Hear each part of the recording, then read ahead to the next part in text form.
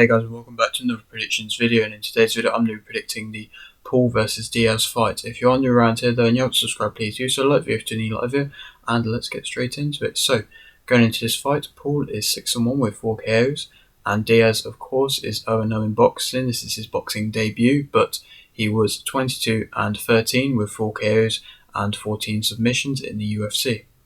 Paul's last fight was a loss via split decision versus Fury, and Diaz's last fight was a win via submission in round 4 versus Ferguson. Diaz is 38 and Paul is 26. Diaz has lost 3 of his last 5 fights, being versus McGregor in 2016, Masvidal in 2019 and Edwards in 2021. I'd arguably say he's on probably the most active of runs he's had of recent notice. I mean, the fight, if you're going far as back as the Edwards fight 2021 I suppose, but to already have had this being, I believe, his second fight in 2023. I believe the Ferguson fight was early this year. Might be wrong. It might have been end of last year. I think it was early this year.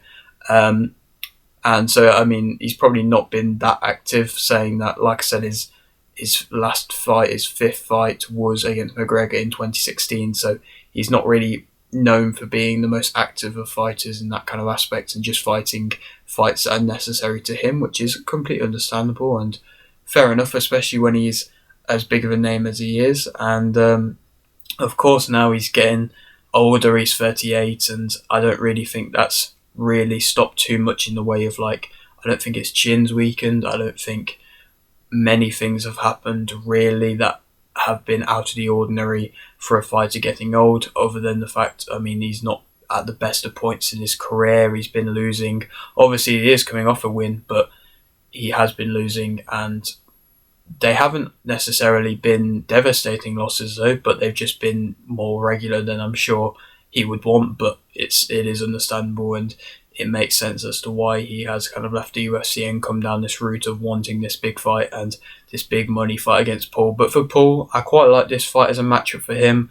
Of course, he's coming off the loss, and so he's going to not be wanting to, or being able to really throw himself into a huge fight kind of against like another really top level guy. But Diaz, I think, is a very tough opposition. I think he's an underrated fighter in the way of boxing wise. I think a lot of people are just saying, oh, he's just another one of them washed up UFC guys. I think Diaz has something which is different to what the Tyron Woodleys and the, maybe not Anderson Silva, but the Ben Askren's had, and I feel like he is just that more tougher, and I feel like that is something which is definitely going to play a factor, because Paul, he went that full round distance against Fury and he looked good and he improved throughout, and I think Diaz is that similar type of fighter in the fact of he'll maybe be a bit of a slower starter but then improve throughout, and I feel like that's good to see them kind of contrasting in that aspect. But there is going to be, of course, questions about how much effort realistically Diaz is putting into this fight.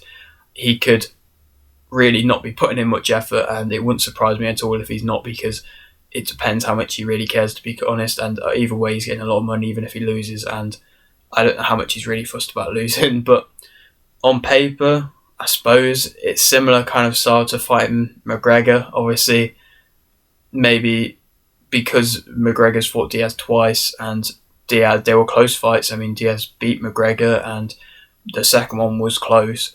Then there's arguments about if Paul knocks out Diaz, then he could beat McGregor, but we'll have to wait and see. Obviously, Diaz and McGregor aren't at that same level as what they once were when they were fighting each other. They aren't at that top bit as what they were, because I mean, 2016, that was 7 years ago, something like that, 6-7 years ago. So there's been that big time in between, and that time has definitely not been the best for either of them two. But either way, it's a good fight. It's a fight that I like. But the bigger fight for boxing is on the undercard, being the Serrano versus Harley fight, which is for the IBF, IBO, WBA, WBC and WBO World Featherweight titles. Of course, this is a rematch.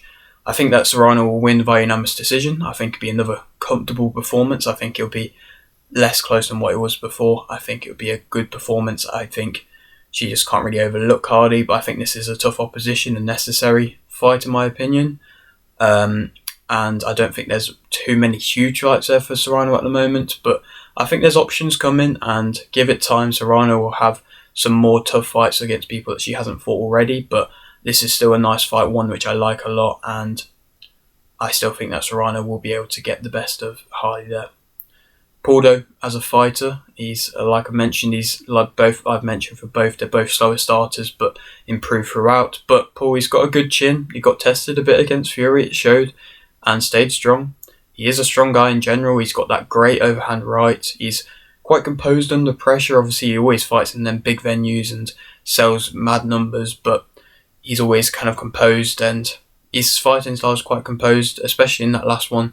He was finding the shots a bit better, and obviously he was just struggling against Fury's jab. His timing is quite good. I mean, that's why he's got some of his emphatic knockouts. He's improving with every fight, and of course he is confident, and so I feel like he's got that good recipe of possibly finding success here. And I suppose it'll be interesting to see how he is coming off this loss, how much that has affected him, how much that could have got in his head. I don't really know, but we're going to have to wait and see.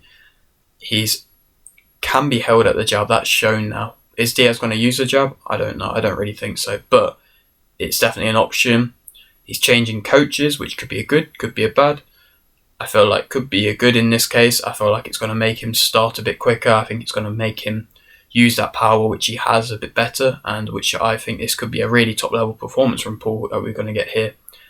He's a bit low volume at times. He could be possibly overlooking this fight because, like I said, this is the one to like get him back to fighting Tommy Fury and fighting these professional boxers. So he could be overlooking because he might be thinking, oh, I've already beaten 3 ex UFC fighters, so I can do it once again quite easily. So, but he can't be overlooking somebody like Diaz, who is that kind of relentless warrior. But let's speak a bit more about him. Of course, relentless warrior mindset, quite tricky, bit unorthodox. Got a great chin in his own right, an amazing chin. Been put under immense amount of pressure and always performed, or at least been able to deliver. He does improve throughout. I was cheering against Edwards, to be completely honest. He's managed to find success there. Obviously, wasn't the best of performances, but managed to do well and almost got him out there in the end.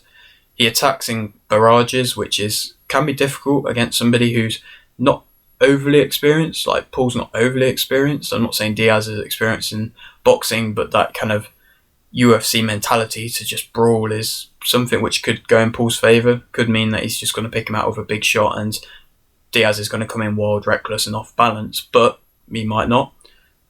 He's of course a striker in MMA, so he's used to being that main focus. He, like I mentioned, can handle pressure very well, and there's talks about him not being maybe overly powerful, and maybe having slap punches a little bit, but they're relentless and they're tough and they're difficult to deal with, especially when he's constantly in front of you and being consistent with them shots. And so that's what makes him an impressive fighter. Of course, he's been through a lot of fights. That could be bad, that could be good experience, but could also mean that the clocks are running thin and there's not really much time left for him. He's a bit slower than he once was. He does always throw them arm punches, like I mentioned, them slap kind of punches, so it means that they're not overly as powerful as what they could be. He can be outboxed. I feel like that's something that Paul's definitely going to have to do. He's definitely past his prime. He's not got amazing movement.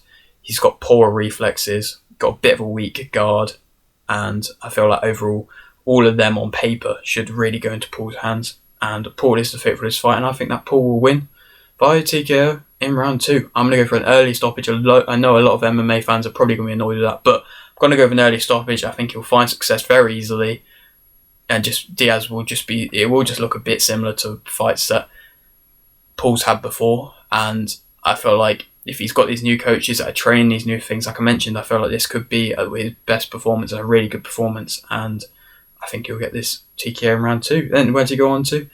KSI versus Fury, of course, that's the big fight. Possibly could rematch Fury. If KSI wins, then he should realistically fight KSI, even though KSI will have that kind of upper hand, I suppose, for beating Fury. McGregor, that's another possible option. He's constantly running his mouth. But Anthony Pettis, that's another UFC fight if he just wants to keep fighting ex-UFC fighters, but in boxing. There's anybody. You never really know with Jake Paul who he can find next. But yeah, that is it for today's video. Hope you did enjoy. Like if you didn't, like this, subscribe if you're new, and thanks for watching.